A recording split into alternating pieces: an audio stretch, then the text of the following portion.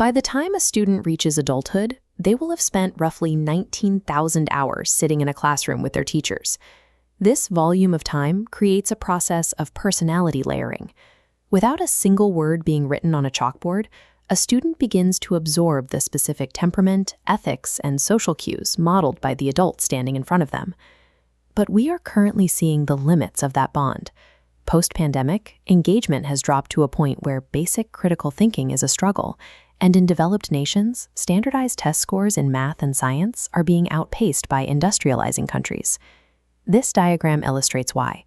We still rely on a batch production model. It treats children like raw materials on a conveyor belt, sorted by age, processed through standardized checkpoints, and rolled out the other end as a finished product regardless of individual talent. This friction reveals a hidden reality. The most important things a child learns aren't in the syllabus. It's what we call the invisible curriculum, the environment, behaviors, and relationships that exist between the lines of the lesson plan. When the factory model fails to produce engaged citizens, the solution isn't a better textbook. It's a shift in the role of the teacher from a standardized supervisor to a holistic life mentor. Schools operate under the principle of in loco parentis, meaning teachers are legally tasked to act in the best interest of the child. But that responsibility extends to how they model values through their own life choices. Consider an art teacher, a petite, mumbling man whom students underestimated until he stepped onto a football field. By being the most skillful player on the pitch, he taught his students more about humility and the danger of shallow assumptions than any lecture could. Similarly, when a male science teacher at an all-boys school took paternity leave to stay home with his newborn, he wasn't just following a policy. He was showing his students that gender roles are not locked or defined by tradition. Even a habit as simple as always carrying a piece of paper while walking the halls serves a purpose. It projects a sense of being up to something important, establishing a baseline of professional busyness that commands quiet respect from a distance. These actions create a behavioral foundation. When students see a teacher's values in motion, they begin to trust the person, which makes them much more likely to trust the information they provide. Architecture also plays a role in the invisible curriculum. A dreary room with bolted-down desks signals to students that their only job is to sit still and receive information. This traditional layout is designed for a gatekeeper, one person at the front holding the holy grail of knowledge while everyone else watches. To change the dynamic, some schools use what's called a personalized learning matrix. This isn't just about moving furniture.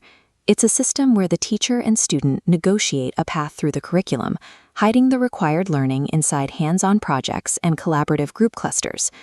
In this space, the teacher is no longer an orator on a stage. They become a lead learner, moving between groups to help resolve problems rather than simply providing the answers. When you dismantle the physical barriers of a traditional classroom, the social barriers of authority follow. Students stop being passive observers and start seeing themselves as active participants in their own education. Technology provides the newest challenge to this relationship. Educators recently watched in shock as tools like ChatGPT constructed high-quality analysis essays in seconds with the click of a single button. The immediate response from many schools was to block these sites on all campus devices. But banning a utility often makes it more intriguing, turning a tool businesses use every day into a forbidden shortcut students only access in secret. A more effective approach is to bring the technology into the classroom to test its limits. If students can use AI to do their thinking for them, teachers have to change what they ask students to think about. Students can use a chatbot to adopt the voice of a famous scientist for a debate, or use it to generate alternative realities for history assignments to see how the logic of the past might have shifted. The goal shifts from rote production to interrogation. Students learn how to edit, fact-check, and improve AI-generated drafts, which builds the critical thinking skills the factory model often ignores. By embracing these tools instead of fearing them, a teacher models the exact kind of adaptability students will need to navigate a world where technology moves faster than a curriculum.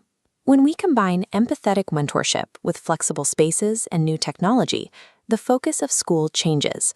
We move past the goal of producing test takers and toward the goal of developing citizens. For an educator, this starts with being human. Share a hobby or a passion that has nothing to do with your subject matter. This week, try reorganizing the desks. Create a space that forces students to look at each other rather than just at you. And when a new tool like AI appears, use it as a sounding board in the classroom rather than a reason to panic. The Armenian-American novelist William Saroyan, seen here, once wrote about the heavy responsibility of working with the next generation. He said that kids are always the only future the human race has. That is the ultimate metric of a teacher. Your success isn't defined by the grades your students earn, but by the kind of human being you helped them become.